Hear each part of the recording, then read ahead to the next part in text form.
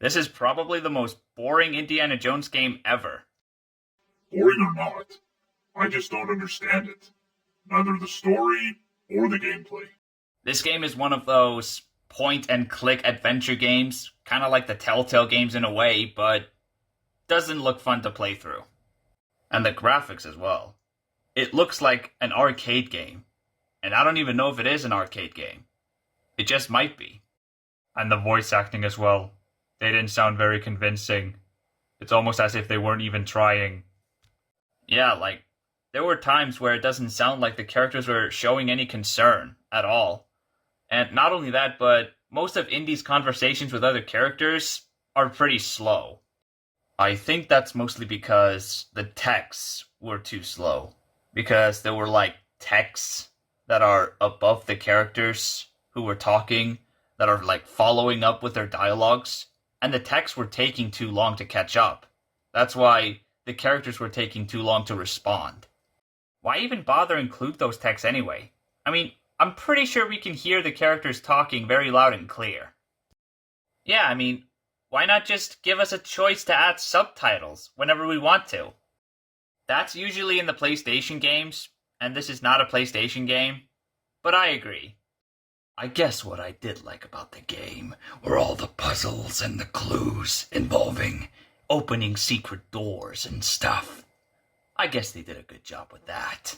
Yeah, it was kind of boring to watch though. I also like that this game featured my home country, Iceland. Well, isn't that lovely? I also wasn't a fan of the music either. Like, they took the iconic Indiana Jones theme and pretty much turned it into an arcade music. Like, it really didn't work for me. Yeah, I prefer John Williams' score. John Williams' score can never be topped. Agreed. Absolutely agree. Now, on to the villains. The main villain of the game, what was his name? Kerner? I thought he was very bland and forgettable. And same with that other guy who looks like a scientist. He was so forgettable that I couldn't even remember his name. Yeah, and they don't really have a lot of screen time either, which makes them even more forgettable. Which says a lot, doesn't it? Because I didn't have much screen time in any of the Hobbit movies. Yet, I was still memorable. Same thing can be said about me, because I didn't really have that much screen time in A New Hope, but I was still very memorable.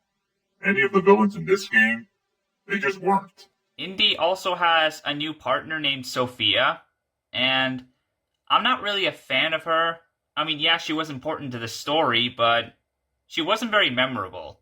At least when you compare her to Marion Ravenwood. Yeah, and she can also be a little bratty at times.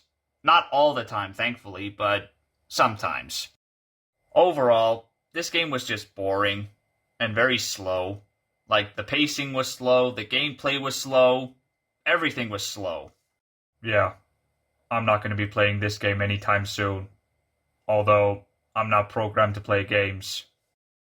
Anyways, I think that'll be it for the review. I'm going to rate this game a 4 out of 10. And guys, stay tuned for our next review for Super Mario Run. I look forward to it. Thanks for watching. If you like this video, please leave a like. But if you like this channel, please subscribe. See you next time.